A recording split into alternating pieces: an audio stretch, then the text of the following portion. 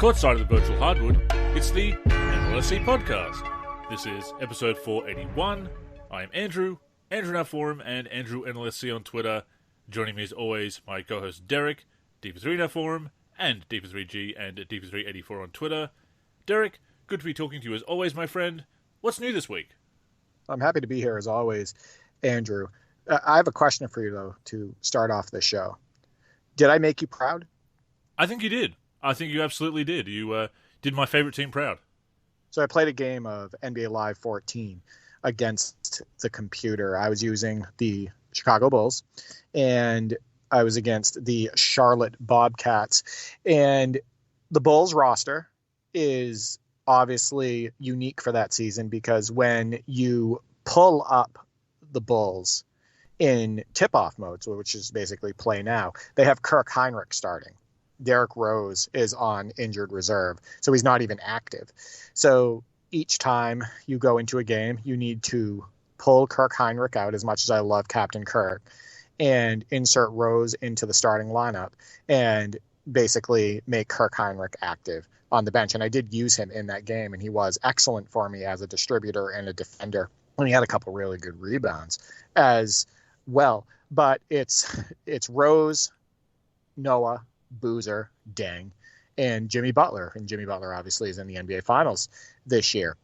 And I was against Al Jefferson, Gerald Henderson, Kemba Walker, and that incredibly strange Bobcats team. And you know that Bobcats team wasn't very good when they're talking up Gerald Henderson like he's some like Scottie Pippen-esque star for that team. And they praised him quite a bit during that session. But NBA Live 14 is very similar to Live 15. And every time I go back and play Live 14, it's always better than I remembered. And I just had you watch that gameplay video before we recorded, and you were impressed by how it looked. I really was. Before I get into that, I do want to put some respect on second-generation star Gerald Henderson's name, obviously. Second-generation NBA player. I think his dad, his career worked out a little bit better.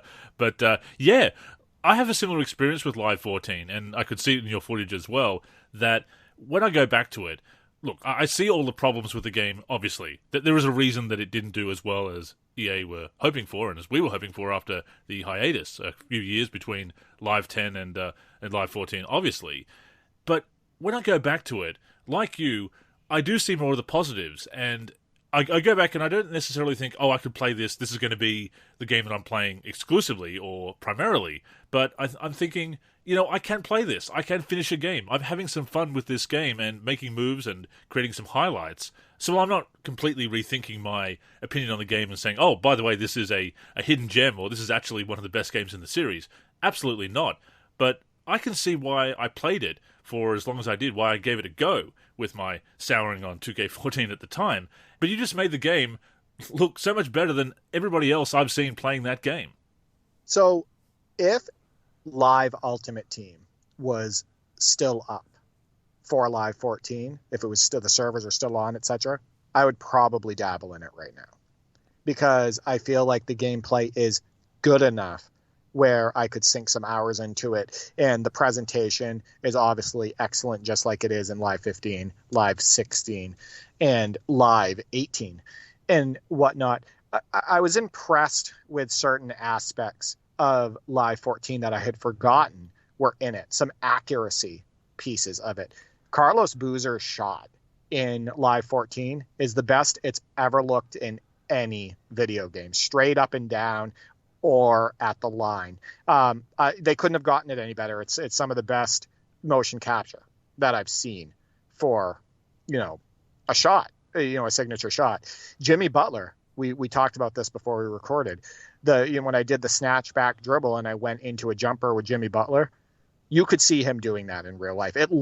His shot looks exactly like it does in real life. Nailed it, if you've been watching the NBA Finals, they nailed it. Yeah. And, Joakim Noah's shot is perfect. Some of the signature shots in NBA Live 14 are far better than what they are in, say, NBA 2K23. I was using Kyle Korver in, I want to say it was Live 15, and I believe it's the same signature shot that's in Live 14. And Kyle Korver's shot looks exactly like it does in real life in those live games. But in NBA 2K, they've always had it off. Like, Kyle Korver has never shot like his real life counterpart. He shoots it from his, like, right from his nose in 2K. It's the wrong timing on the release. His feet aren't right, etc. So there's a lot of really awesome attention to detail aspects of those live games that nobody really ever talks about.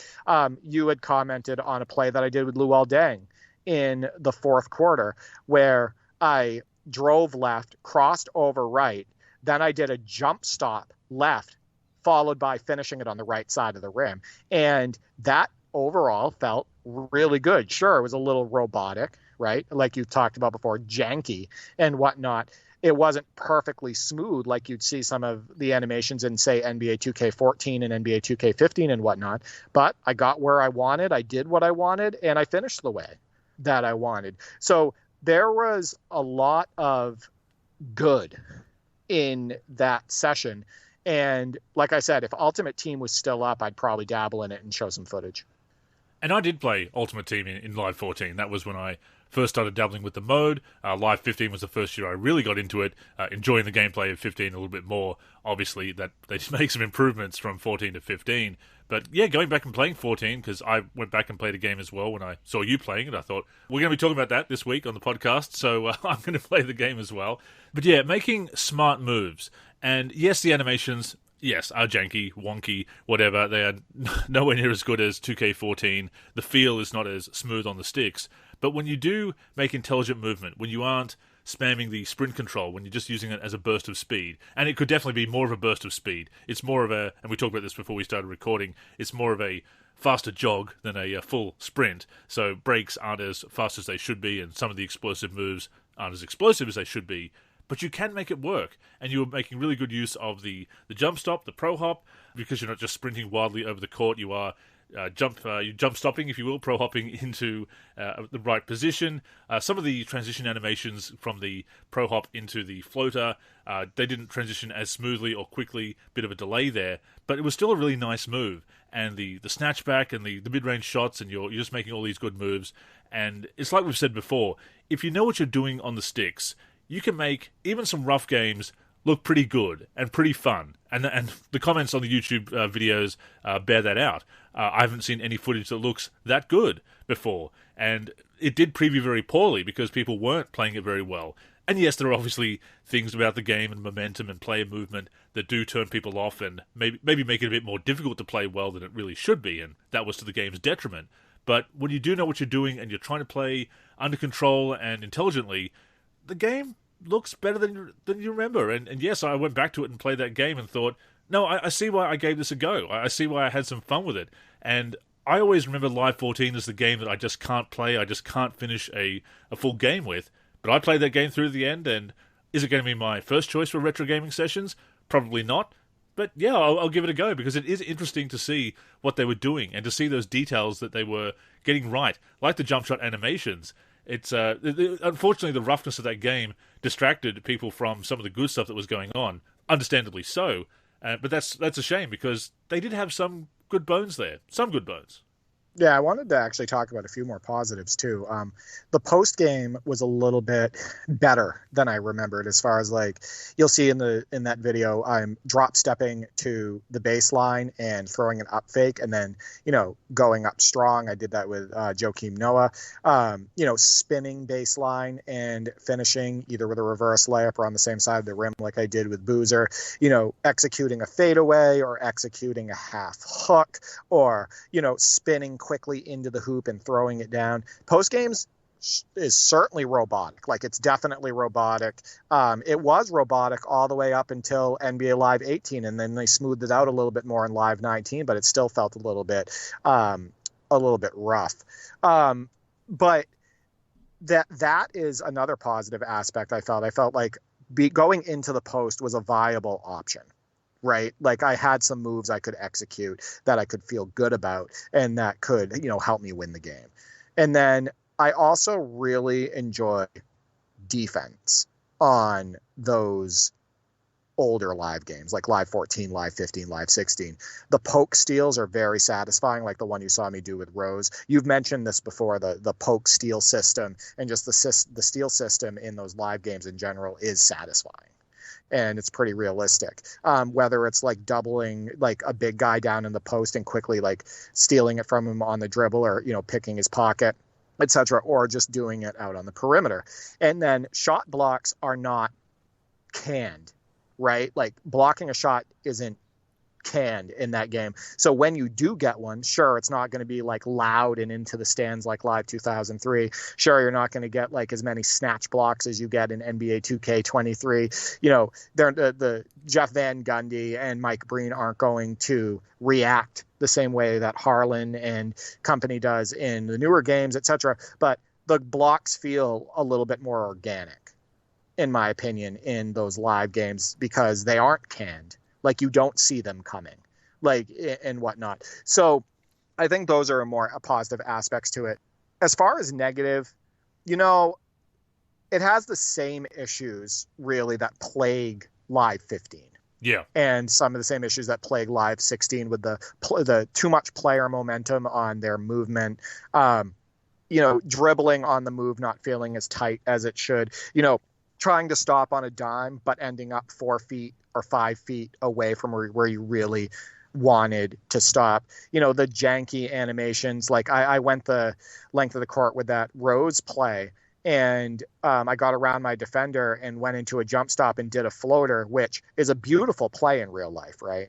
That's a great play. You see Tony Parker do it. You see Chris Paul do it, etc. And in real life, obviously, it looks super smooth. But in the game, even though I got where I want and did what I wanted, it just looked kind of ugly. The delay, right? yeah. The delay, the animation delay and the heaviness of those animations and the animation transitions and whatnot. So, yeah, and in the fact that, too, there's no, like, it doesn't feel like there's a real difference in that game between running without the sprint button and running with it. So a lot of times it just feels like the players are kind of all moving at the same speed and at the same pace.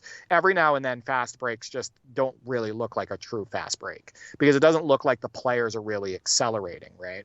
So it just has a lot of the same issues as Live 15 and Live 16. But again, it also has a lot of the positives of those games that I like and that allow me to enjoy those other games. And I agree with you. I think that, you know, if you type in like NBA Live 14 gameplay and it's actually a human on the sticks, like if you type that in YouTube, those gameplay videos are really rough, whether they're coming from reviewers or just, you know, random gamers, etc. And it's because I don't think these people really understand how to play the game, number one. Number two, I really don't think they understand basketball a lot of the time.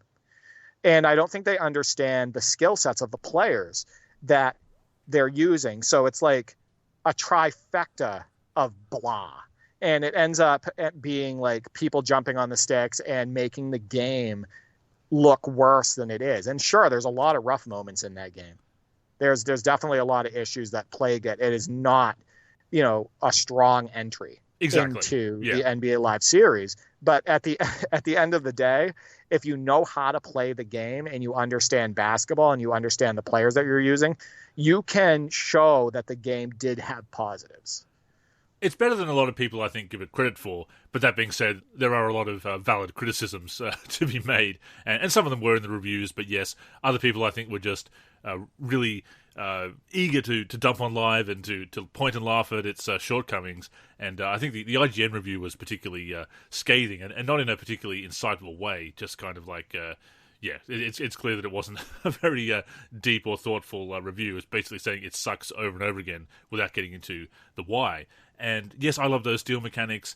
You had that nice run out with Rose after the poke steal. Unfortunately, it ended with a two-footed vertical dunk, which goes back to the problems with not having enough animation variety with NBA Live. And that's been an issue even in some of the best NBA Lives, is that they don't have enough variety in the dunk animations, and it's not always situationally, contextually appropriate, because you're going up like that with a dunk that maybe Rose would do in the half court, but not on the break like that. You have that the one-footed takeoff, for example. But it is more playable than I remembered, and that was a surprise to see. You know, if the play movement was more like an NBA Live 10, for example, then, and it had a bigger variety of animations, still a lot of issues with the game as far as lack of depth and no roster editing and all that stuff. But if it had better mechanics with player movement and a bit more animations, and they weren't quite as stiff, it would still fall short of 2K14. And even today, I would much rather play 2K14 PS4 than NBA Live 14.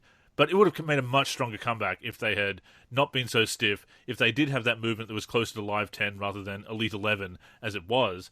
And if they'd done that, and if they'd had the animation variety, if they had a few more staples, that would have been a much stronger comeback for Live.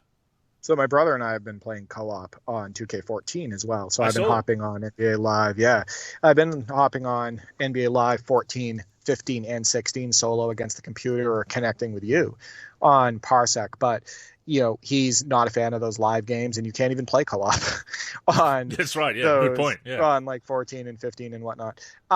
So we've been playing a Legend season on 2K14, and one thing that I will give credit to both NBA Live 14 and NBA 2K14 credit on is AI difficulty. The computer on both of those games on the hardest level is incredibly tough. They'll hit more contested shots than they should. I wasn't playing on the hardest level on that Live 14 game. I was actually playing on All-Star, so not Superstar. I was playing on All-Star.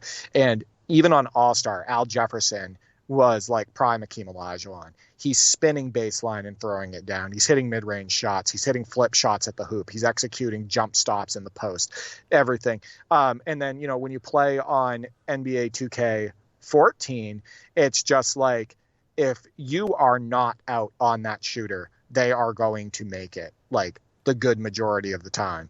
And they are really tough to stop at the rim. They use the players the way they're supposed to, like their real life counterpart and everything. The AI has really gone downhill, in my opinion, as far as being a challenge in the newest entries of NBA 2K. I'd say after NBA 2K19, because I think NBA 2K19 AI is competent. They are a real challenge. My brother and I are about 50 games into a season on NBA 2K19, an all-time fantasy draft season, and every single game we're worried because the computer is so good at times in that game.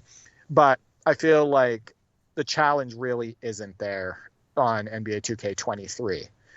Even on Hall of Fame, my brother and I easily stick it to the computer every single game, whether we're using regular teams or we're using Legends and whatnot. So I will give credit to Live 14 and 2K14 for how good and how smart the computer is.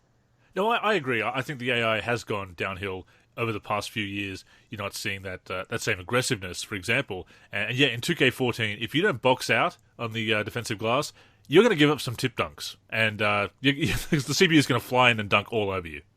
How good are the tip dunks in 2K14? I love them. I'm trying for them every time. I'm going to shout out to I'm kind of obsessed with them. Yeah. I'm kind of obsessed with them at this point, whether we do it or the CPU does it, because they look so good. And if you go into the replay, you'll watch like the CPU, the AI, react to the way the ball bounces off the rim, and he goes up so effortlessly and perfectly and catches the ball midair, and he'll throw it down two-handed or one-handed. I've seen a reverse dunk tip in, which looks absolutely ridiculously awesome and whatnot. Those mechanics are fantastic in NBA 2K14. I mean, the putback king himself, Lucky the Gamer, has been inspiring me to try for tip dunks whenever I can, whether I'm playing player locked with in my career, where it's a bit easier when you're playing off ball to go up rather than switching. It is possible, obviously, but when you are playing off ball, you have that clearer path of the rim that you can just run in and go for that tip dunk. And yeah, I'm certainly trying it whenever I can. And I just love the dunk mechanics in general in 2K14. Some great looking dunks. The eco-motion system makes them look slightly unique each time, depending on the contact and the angle that you're coming from. The alley-oops I'm just obsessed with. Inbounds alley-oops in that game are fantastic as well. I've got a few of those. There's one in both a tip dunk and an inbounds alley-oop in the 2K14 My Career games 1 to 10 of Year 6 highlight reel that's coming out. Will be out by the time this show is. So, yeah, I just... this is why I'm hooked on 2K14, Derek. I also think that the crossovers are far better in 2K14 than they are in 2K23. How cool does it feel to dribble to the opposite hand and then do like an explosive crossover going the other way and watch the defender just completely get fooled? And then you get to attack the rim and do some fantastic, Jordan package layup, which you love to do, or throw it down in traffic on somebody, etc. It is so smooth. The dribbling just feels really tight in NBA 2K14, and I see that on your 2K14 My Career highlights. And just to let people know, Andrew is getting deep into Season 6 of his NBA 2K14 My Career, and he'll be giving an update on that on this show. Well, yeah, I'm past the 10-game mark. I do have the games 1 to 10 highlight reel, which was your suggestion for putting that together this year. So that's what we'll be doing every 10 games or so, having those updates. I have the story thread in the forum, of course, in the story section of the NLSC forum, which you can check out, where I have the creative writing endeavors with the articles, and also all the updates and all the stats, etc. But I'll be posting some more video highlights and doing these reels. But I am, I think, 13 games in now, 13, 14 games, so past the 10-game mark, getting towards the end of November, and Terry Hansen has been moved back to the bench because Melo is healthy after recovering from his sprained knee. He's the second leading scorer in the league, so again, why Johnny Davis has moved him back to the bench is just incredibly frustrating. I know small forward is his primary position, so Melo knocks him out of the lineup because of the higher rating, whatever. But again, starting MCW, who does have a higher overall rating somehow, despite having a very poor career to date, or a pedestrian career, shall we say. He's won a lot of rings, but it's not been him that's really been doing it. It's been the other point guard in the starting lineup, quite frankly. But that is a bit frustrating. But now I'll see if I can get him 6th man of the year. I think that'd be cool. I'm still so bothered by the fact that Michael Carter-Williams plays more minutes than Terry Hansen. Same. It just blows my mind. It blows my mind that he's in the starting lineup. He's such a limited player. I was looking at the 76ers starting 5 on NBA Live 14, and man, for Sixers fans, 13-14, that had to be a tough year. Because it's like Michael Carter-Williams. Yeah, it's like Michael Carter-Williams and Spencer Hawes, etc. And yeah, that's tough. I mean, greatest debut ever. I think almost for Michael Carter-Williams. Almost, he was flirting with a quadruple double in his debut against the Miami Heat, the defending champion Miami Heat, and then it kind of went downhill from there. But here's the truth about people like Michael Carter-Williams, players like Michael Carter-Williams. They will always stand out on the stat sheet and look way better than they really are on a bad team. And then once they get into a situation where they need to perform, where they have a chance to, be an impactful player on a playoff team and everything, that's when you really see their true colors. When teams are actually trying harder against your team, when they're actually worried about the team that you're on, all of a sudden your stats take a hit, your playing time takes a hit, and you don't look like half the player you did. Right. So there's been so many cases of that in history where a player puts up good stats or a string of really good games on a bad team. If you remember correctly, Don McClain in the 90s was on that absolutely terrible Bullets team, and all of a sudden he averages 18 points a game. He never had the skill set to average 18 points a game on a playoff team, right? Like a good team. But on that Washington team, like, he just had more opportunity and he wasn't really taken seriously. So my thing with Michael Carter-Williams is that he was never as good as his numbers showed, like, earlier in his career. No, that's a great observation. As you say, a lot of players throughout history like that. Don McClain, I'd forgotten that he was the most improved player in 1994. I ended up looking him up for some reason. I think it was something to do with Live 95, an article related to Live 95, and they're on Basketball Reference and saw his career accolades, accomplishments, and it said most improved player. Oh, I totally forgot about that. Right, but 18 points a game? in the NBA, that can only happen for Don McLean on a bad team. Yeah. That's the thing. So, but yeah, no, I love the 2K14 My Career highlights that you send me every week. And there's going to be an amazing one in the next top 10 that's going to be released on June 17th. That is going to wow the basketball gaming community. So I can't wait to put that in there. I also wanted to point out this week's top 10. Oof, how good amazing. was that? The community really brought it. That Lookie the Gamer #1 play, which I've never seen before. No. The bounce pass, alley-oop, and then the dunk on contact looked absolutely ridiculous on the blacktop. You had Chuck LA 92 throwing an alley-oop to Nick Van Exel and him doing a 360 layup in the air. And your highlight with DeAndre Jordan from our NBA Live 15 session, where there's the poke steal and you do a windmill in the open court with him, and it just looks absolutely amazing. Roger and Nate, the Live 01 legends, bringing it with an NBA Live 06 2023 NBA Finals highlight from a modded roster where they throw an alley-oop over the shoulder to Aaron Gordon, and he throws it down, and they added amazing audio from Mike Breen. So like real life audio to that highlight. We had OG Billy Cook, who is new to the top 10 and sent a super awesome, like step back 3 that made the defender basically fall on his butt. And we just so many good highlights. We had the Live King on NBA 2K23 with a posterizing dunk with Julius Erving. We had Bucky T, who was also new to the top 10. He was also playing NBA Live 14, which is funny. He messaged me and he was like, hey, I have a highlight to send you. And I had never talked to him before. And he's like, I was using the Bulls on NBA Live 14. And when he was messaging me, I was playing NBA Live 14 using the Bulls. So I was like, this is perfect. And what are the odds? And it's Derrick Rose getting a steal and then throwing down a two-handed jam. But, man, what an awesome countdown. As I said, everybody is cooking this week, and they've been cooking for a while now. It just seems to be that the bar is raised every week. People really getting into the top 10, which is great to see. These variety of highlights from a variety of games, which is awesome too, that it's not just the latest game. And we are going to be talking about putting down the latest game or how long we played the latest game momentarily. But yeah, I love that top 10. Always enjoy seeing what you've put together each and every week and what the community has brought to the table. And yeah, just so impressed across the board. Love seeing that the Live King played Slam and Jam 96 back in the day. He said that he used to play it a lot. And I had a Slam and Jam 96 highlight in the top 10 this week. I was playing the DOS version against the CPU. And it's Magic Johnson getting a steal in the backcourt and then throwing a length of the court behind the back pass to a teammate who throws an alley-oop to Kareem, who does like a 360 back slam.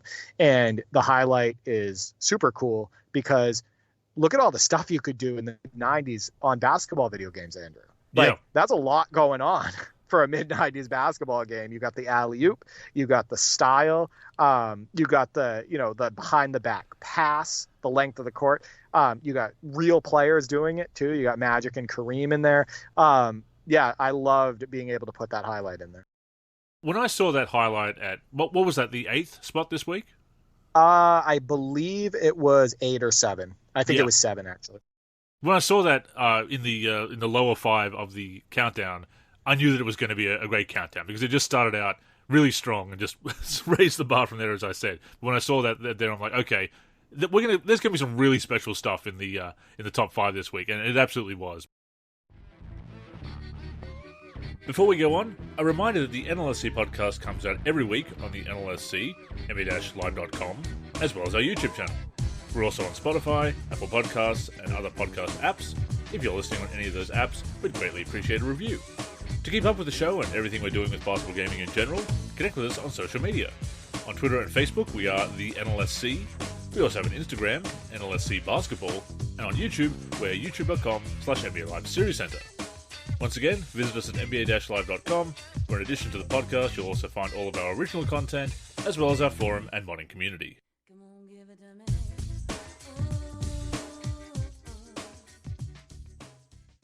But yeah, Slam and Jam, we need to get on and play that. I think we need to troubleshoot some things with DOSBox to get a second controller working. But we can use the mapper, I'm sure, and get that working because that'll be a lot of fun to play co-op.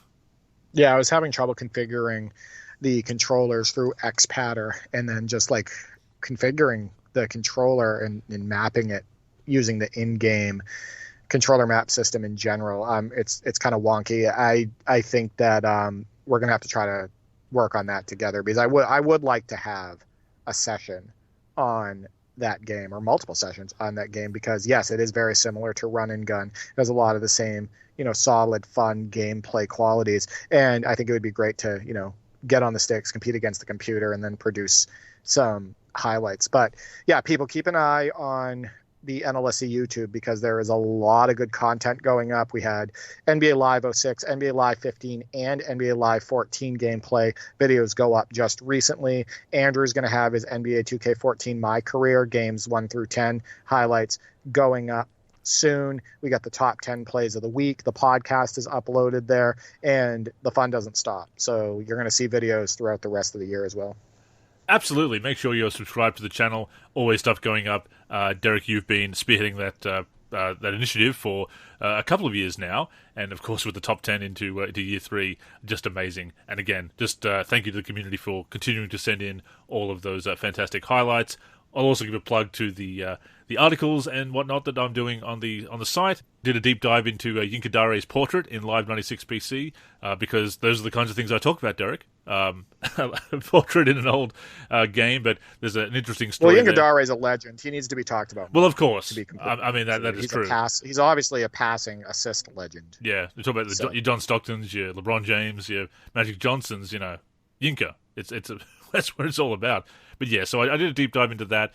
This week, tomorrow, from when this show is being released, I'll have a reflection on the 25 years since the Last Dance, Derek, and some personal recollections of being a Bulls fan and going through that season as a 13, 14-year-old and wanting to see them win, and of course they did, but reflecting on that and its connection to video games, of course.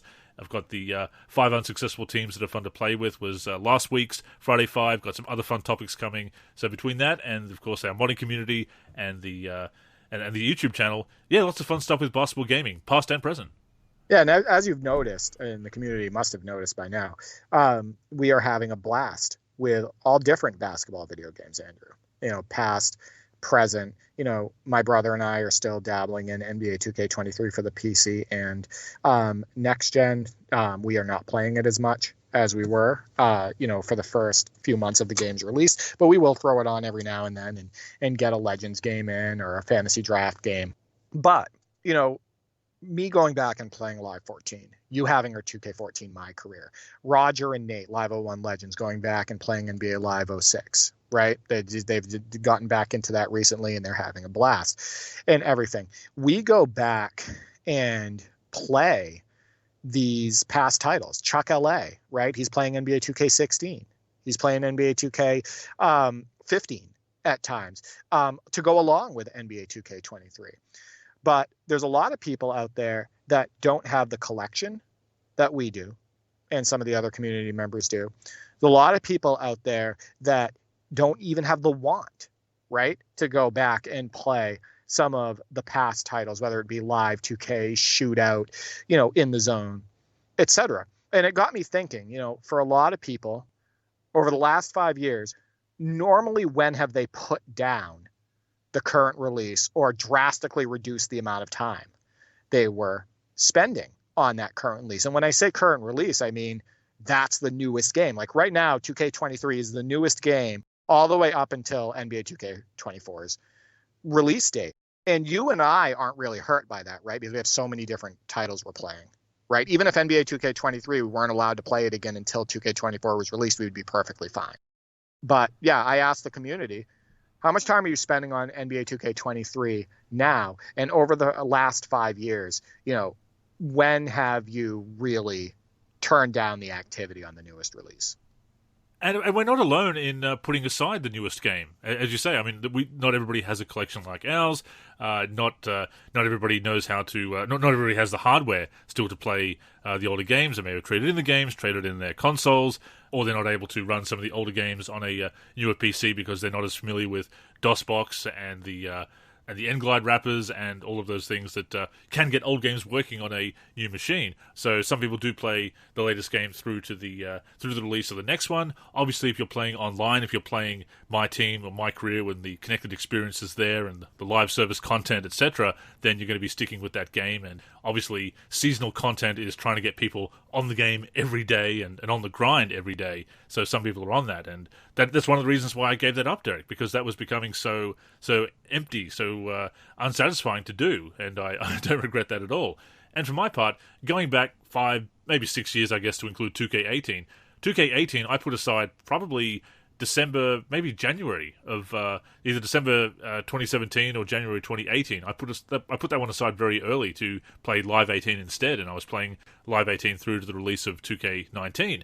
2K19, I played all the way through to the release of 2K20, and 2K20 pretty much through to the release of 2K21. But 2K21, 2, and 3 over the past few years, I've put aside pretty early. I mean, having the obsession with 2K14 in my career has definitely helped that. But I prefer to go back and play older games or stick with an old favorite over sticking with the latest game. I put it aside quite early in the piece the last few years, Derek. So yeah, I mean, similar, but also slightly different because I have the co-op route with my brother, right? And we play a different style, like we'll do those legend seasons or fantasy drafts and whatnot. So the way it's worked for me, and we'll go back to 2K18, I put 2K18 down after the first month, just like you. I couldn't get into it.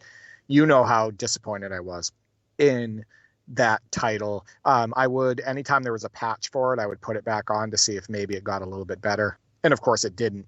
2K19, I modded it and played it pretty heavily. I would say probably for the first 3 or 4 months that it was released. And then my brothers and we got back into NBA 2K17 and NBA 2K16, and it was all over. Like we were playing those two constantly. And then I got back into NBA 2K19 years later when the amazing retro rosters were released and when I messed with sliders a little bit more. And now that's one of my favorite 2Ks, over the last, I don't know. It's my favorite 2K since NBA 2K17. NBA 2K19 is. And then 2K20, I played that one. It was pretty similar, probably for about the first 3 or 4 months. I was playing it pretty consistently and using the mods like Thundershack's mods and other mods in the community. And then that just kind of died down as well. So let's say probably 3 or 4 months.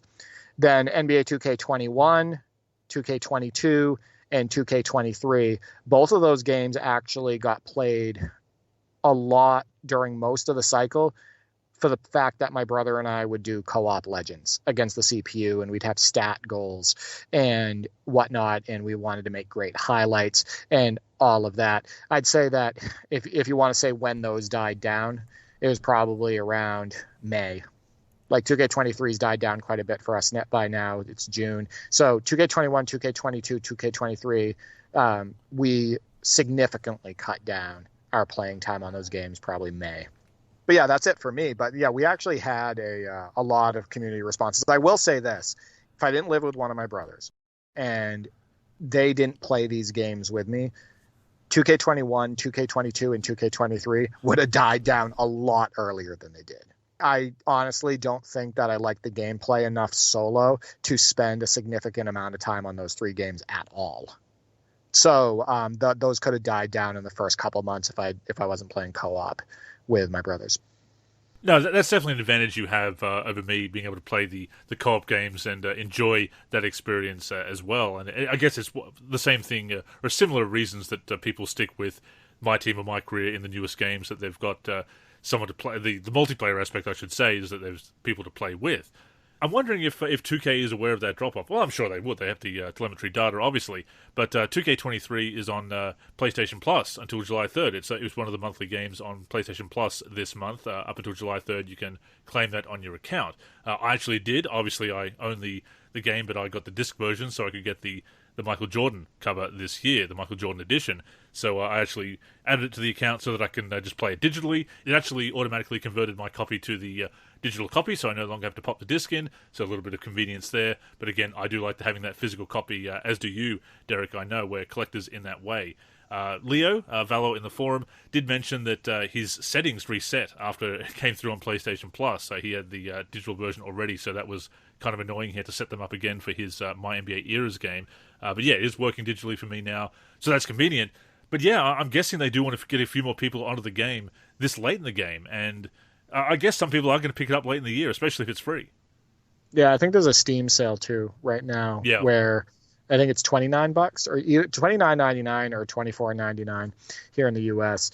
So they are trying to get people on that game. I do think that it's still a good option for those who have waited and maybe, want a good deal on the newest and most current release.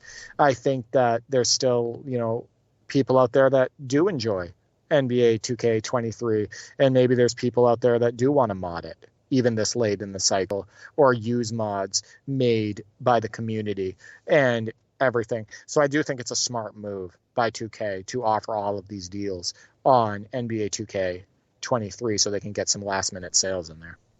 So let's get to the community's responses now, and first up we have our friend King J Mace says, I played 2K23 consistently, but only because of mods. Rob Davis gave the game new life with college hoops, Shuajoda with PC basket.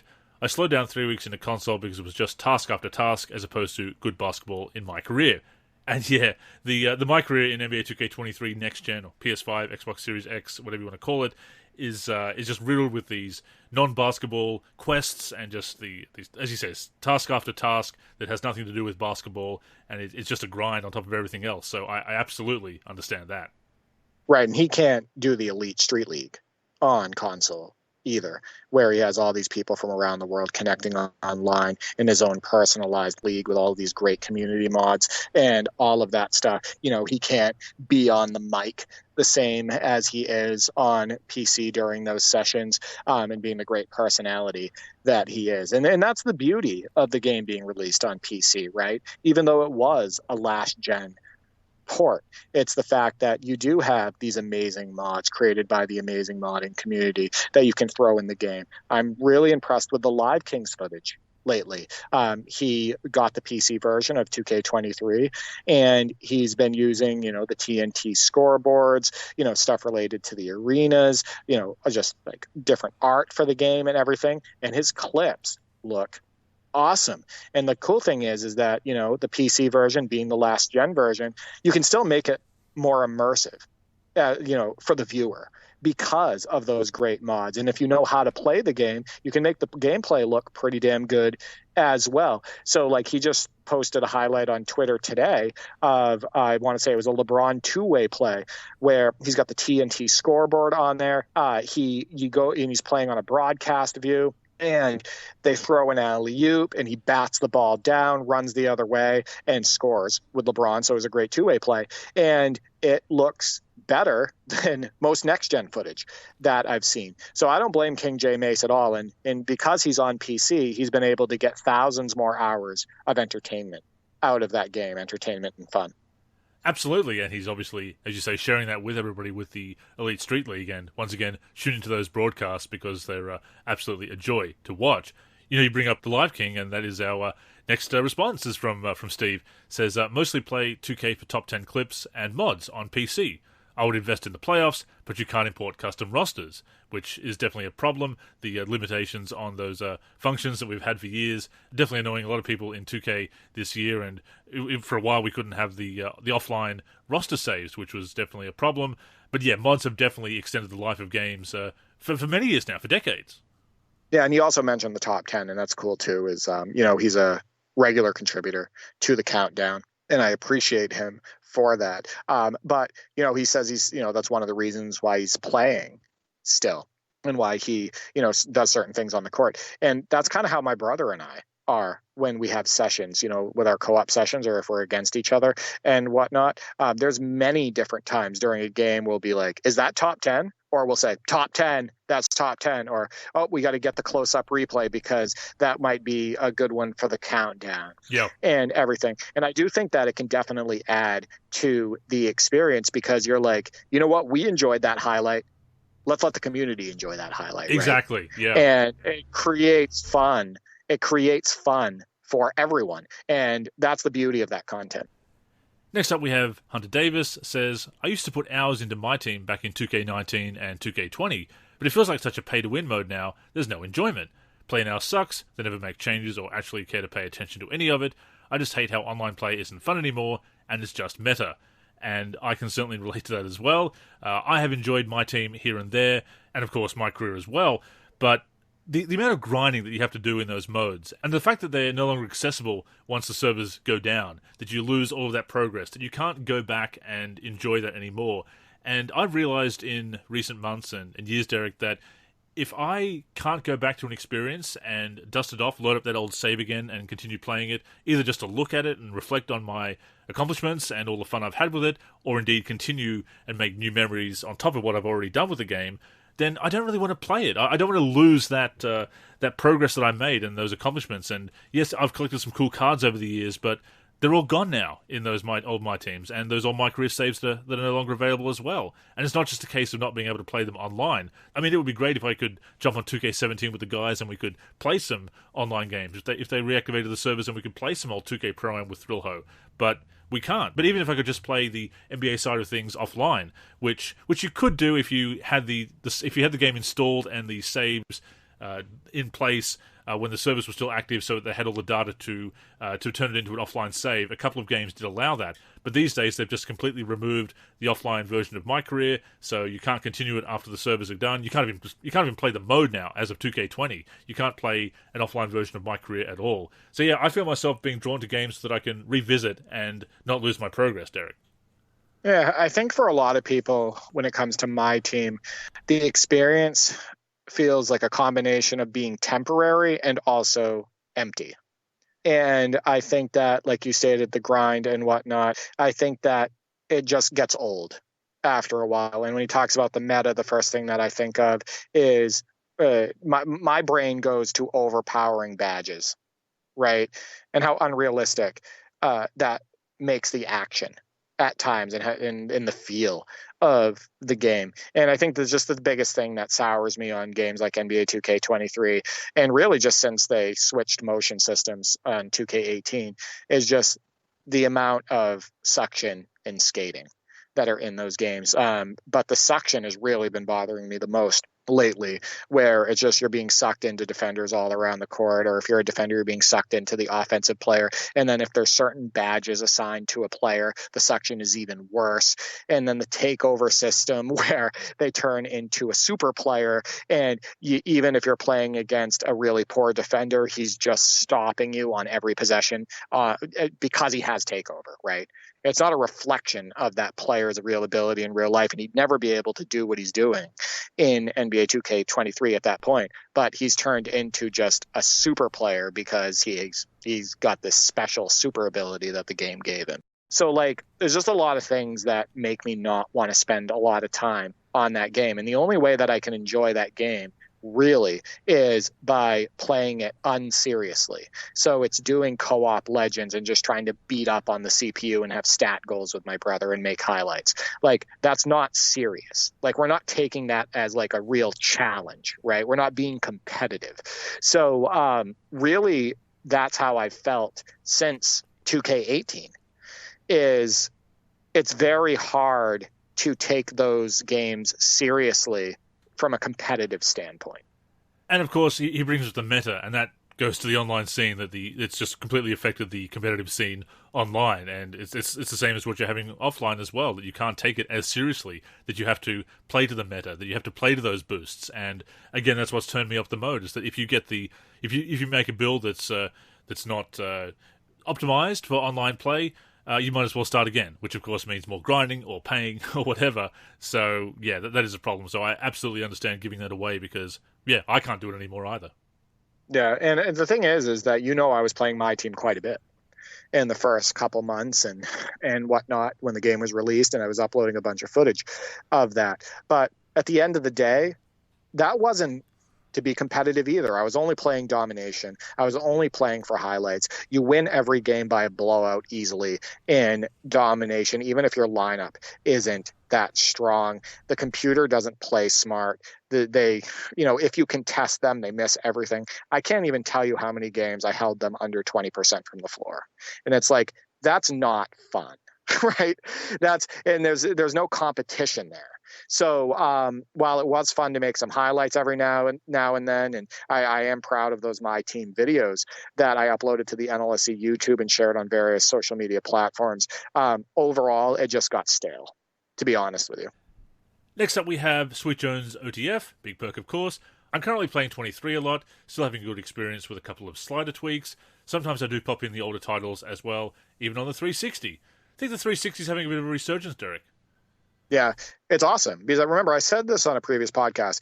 If the games never looked or played better than they did on the 360, like ever, like we never got PS4 or we never got PS5, I think I could have lived with that because I thought the games were getting stellar. Like you go back and you play NBA 2K11 and you play NBA 2K13 and NBA 2K14 for the PC. You and I had a blast when we revisited NBA 2K7 and I got destroyed by Keon dueling. Remember that.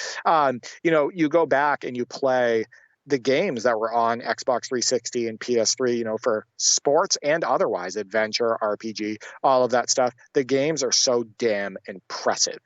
Right. And the gameplay was getting so good on so many different games that, I totally understand it. Next up, we have both of the NBA Live 2001 legends, Nate Starshow and Roger Ward, of course. Nate says, I haven't played 2K23, but the moments I would get sick of the current release as a kid was the NBA Draft and all the new rookies that weren't in the current game. I basically would get new games for the roster updates, unfortunately. And Roger adds, I passed on 2K22 and 23, 20 and 21 didn't impress me. We primarily enjoy retro gaming and some of the older 2Ks like 14 and 19. And of course you can see that fun they're having on their YouTube channel and in the top 10 this week. They have very similar taste in video games as us. And he had mentioned before that NBA 2K19 was a game that he enjoyed. And as you know, that's something that my brothers and I have been playing a lot of lately. And that is a game that I can have fun against the computer at times on. And I believe that's the way he was playing it primarily back when he was playing that. But yeah, he loves NBA 2K14. They've been playing that for the PS3 gen consoles, and they've been playing NBA Live 06, and then playing some of the other early 2000s Live games. I love their video game habits. Next up we have Teddy Bear the Gamer says, I've been playing my NBA eras non-stop, honestly. And we can tell that from the great highlights in the top 10.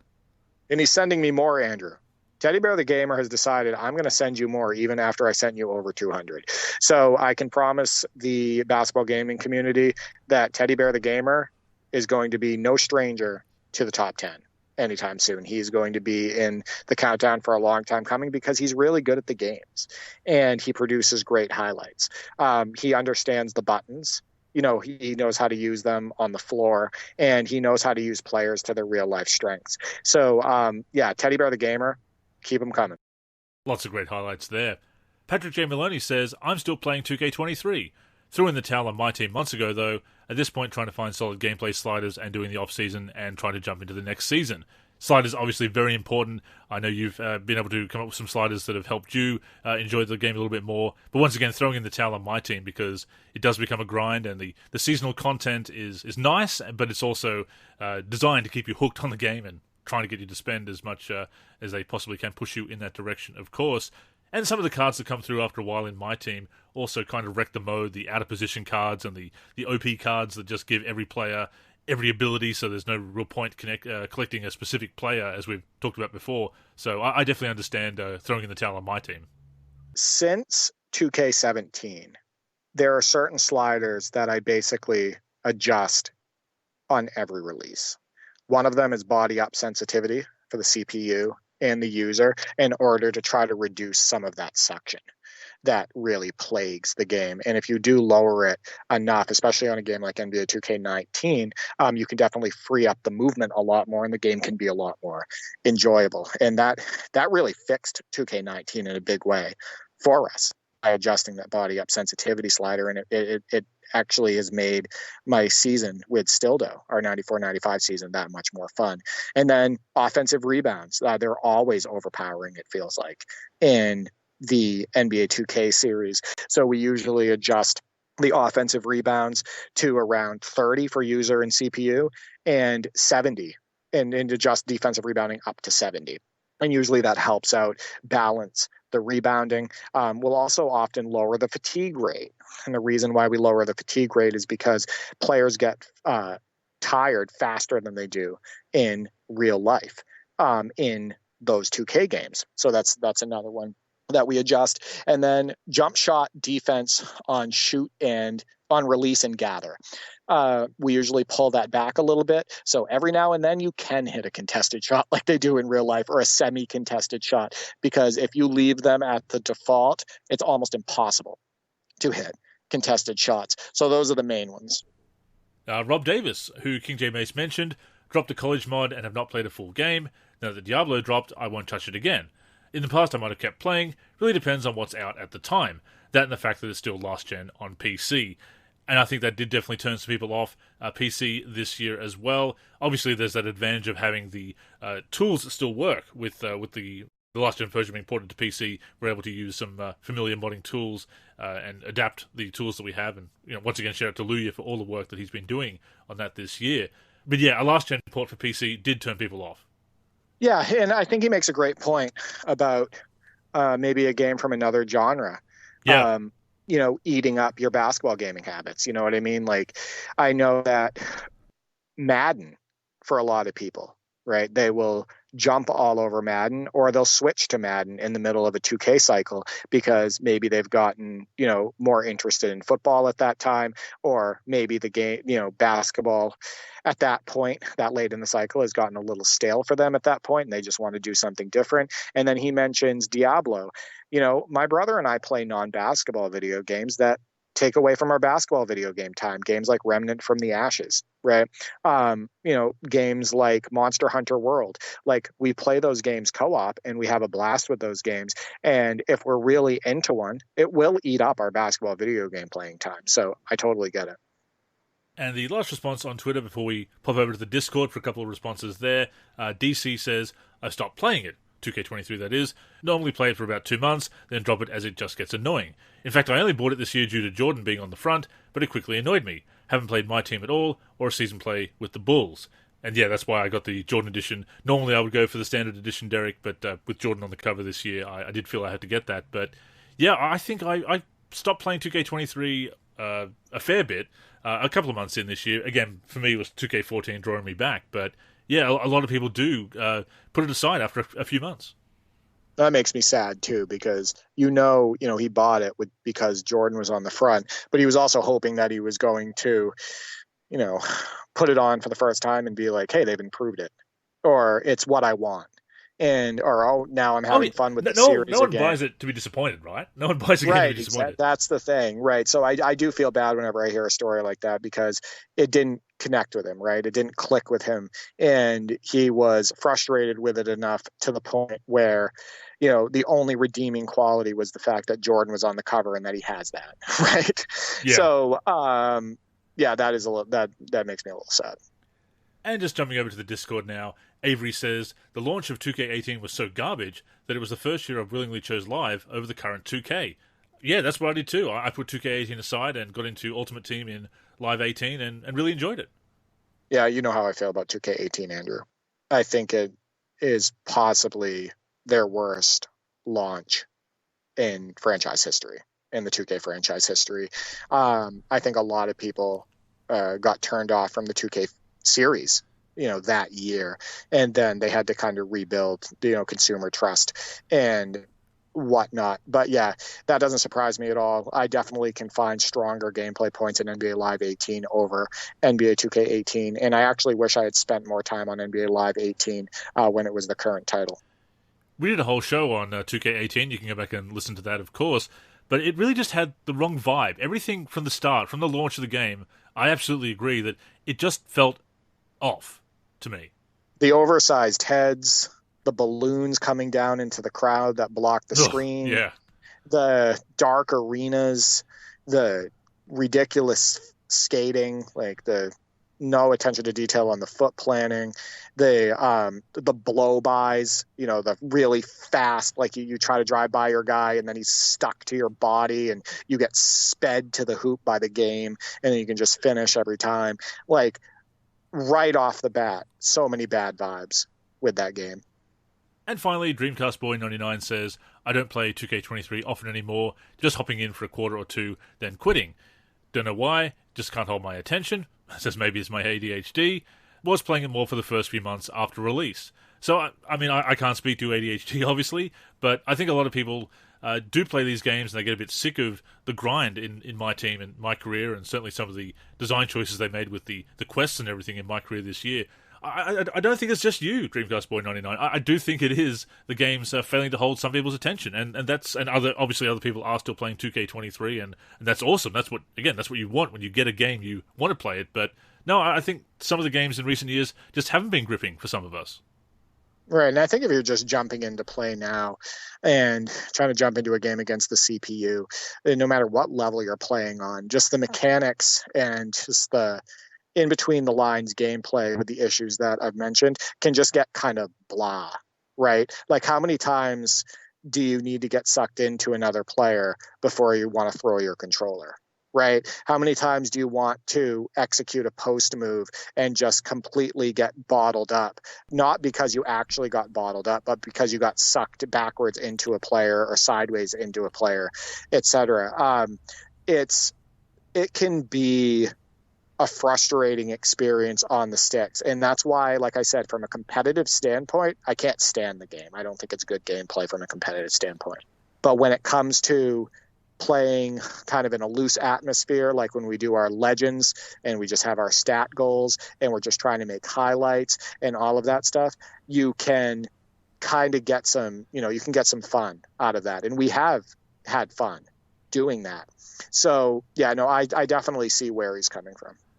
And as we've said before, if you're not enjoying the latest game and you have the means to do so, consider retro gaming. And when we say retro gaming, we have perhaps a looser definition of it than some other people. Some people, when they talk about retro gaming, they're just talking about decades ago, which would be the 90s, scarily now, which we absolutely do as well. But even going back a decade or so, even going back to the PS4 generation or the 360 PS3 generation, the 7th race generation, and playing a favourite there that still holds up. Go back and do that if you're not enjoying the latest game but still want your virtual basketball fix. Yeah, and I also recommend you don't have to spend a boatload of money on a gaming PC, right? I do recommend PC gaming because, if you want to get involved in sharing highlights with the community, it's a little bit easier when you're on the PC. You can download the various applications to, record your action and, share on all different media platforms, upload to YouTube easier, all of that stuff. Maybe think about, maybe you have a laptop too, maybe one that might be able to handle some games. Try downloading some ROMs and emulators. Try getting your hands on some of the past PC releases, whether it be NBA Live or NBA 2K, etc.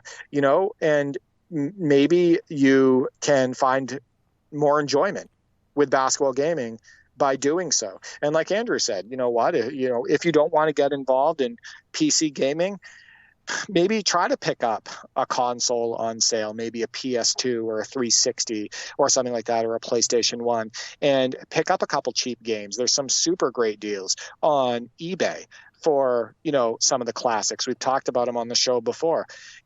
Spend a few bucks, get one of those games and start a season, and maybe you'd be surprised at how much fun you have. So a lot of different options to get your hands on retro games and start the retro gaming process. And on PC, of course, you've got mods as well. And I think as more people pick up some of these old favorites, we might see a small resurgence in the retro modding scene as well. Right, and those mods keep the games fresh, right?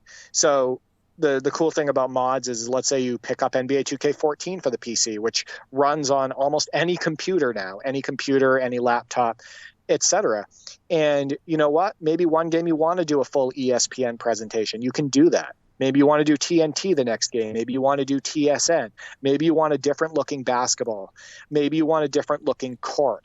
Maybe you want to do a full conversion mod. Maybe you want to do a slam dunk mod or a Euro mod, or maybe you want to do a Team USA mod. Like there's so many different mods out there for games like 2K14, 2K13, some of the earlier lives, and all of that stuff. You can really keep those experiences fresh, and that's something that you can't do on console as well. So yeah, I definitely recommend getting into PC gaming if you haven't already. And we have those mods in our archives, and we're always trying to locate lost mods and upload them to the download section whenever we can, and have resources for running old games. We will continue to work on those and help you get those old games to run. With that being said, that has brought us to the end of this week's show. As always, we thank you for tuning in and invite you to join us again next week, either on the NLSC, mv-live.com, our YouTube channel, or your podcast app of choice. In the meantime, please connect with us on social media. That's where you can get in touch with us and, of course, stay up to date with all of our content. So, Derek, go ahead and plug the handles. Yeah, you can reach me on Twitter at D43G and at D4384. I'm also on YouTube, D43, and on the NLSC, D43.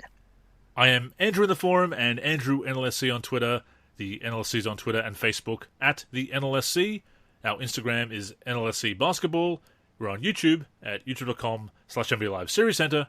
And of course, keep it locked to the NLSC itself, mv-live.com, for everything we do for basketball video games. So, thank you once again for tuning in, and until next time, I'm Andrew. And I'm Derek. Go get buckets, everyone.